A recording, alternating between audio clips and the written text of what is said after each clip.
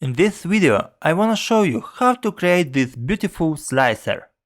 The thing is that there is an old method that not the best is. For example, you just select the cells and press on the filter and manually select the specific category that is required. So let's go with the easier way. Press Ctrl A and select the whole table. After that, choose filter. As soon as you're done with that, the next thing is to go to Insert and choose Slider.